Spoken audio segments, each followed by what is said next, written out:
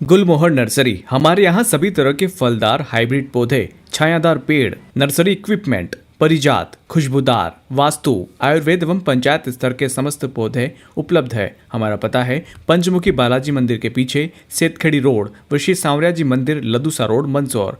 अधिक जानकारी के लिए कॉल करें 9300521818। मध्य प्रदेश बाल अधिकार संरक्षण आयोग की अध्यक्ष डॉक्टर निवेदिता शर्मा ने मंदसौर स्थित एक मदरसे से बच्चियों के कथित रूप से गायब होने और उनके संबंध में आवश्यक दस्तावेज उपलब्ध नहीं कराए जाने के मामले को गंभीरता से लिया है। आयोग द्वारा की गई जांच के दौरान संबंधित प्रबंधन से बच्चियों के रिकॉर्ड और दस्तावेजों की जानकारी मांगी गई, लेकिन संतोषजनक जानकारी नहीं मिलने पर नाराजगी व्यक्त की गई।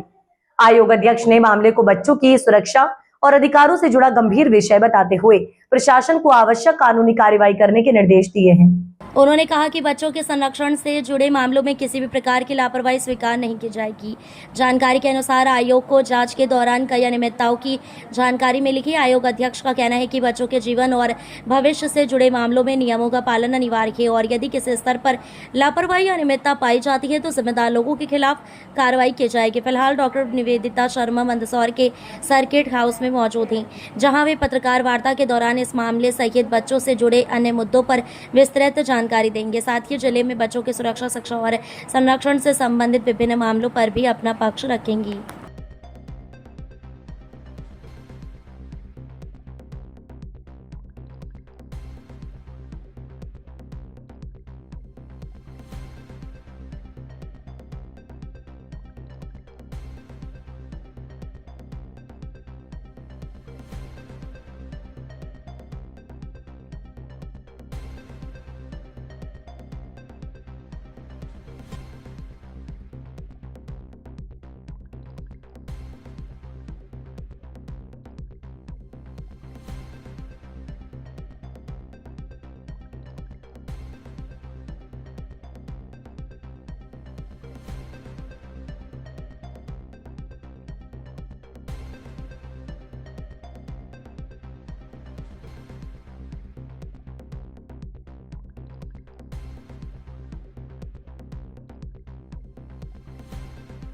मदरसों का दौरा किया है, कहीं किसी मदरसे के अंदर कुछ खामियां पा गई है, किस प्रकार की खामियां, थोड़ा सा विस्तार से जानकारी। मोइनिया एजुकेशन वेलफेयर सोसाइटी है जो कि मदरसा नहीं संचालित करती, क्योंकि उसको मदरसा बोर्ड से मान्यता नहीं है।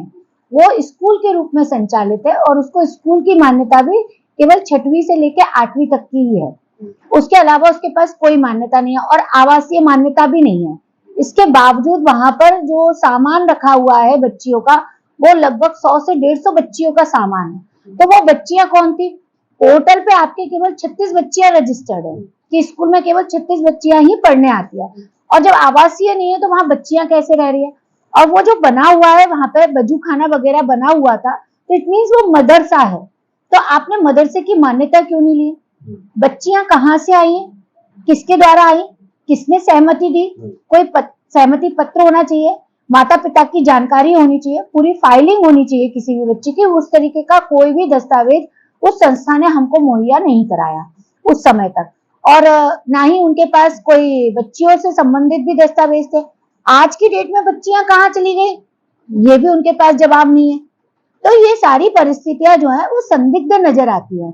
कुछ जो कमरे हैं वो लॉक पड़े हुए, उनको ना ही खोला गया हमारे लिए, और कई बार कहने के बावजूद भी हमारे लिए वो कमरे खोले नहीं गए।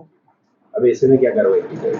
ऐसे में कार्रवाई करने के लिए हम लोग शिक्षा विभाग को बोल के आए हैं वहां पर कि इनके ऊपर FIR की जाए। नियमों के विरुद्ध उन्होंने ये काम किया है, और तीसरी से लेके 12वीं तक के बच्चों की वहाँ कॉपी किताबें कुछ मिली हैं, तो इसका मतलब 12वीं तक चल रहा है।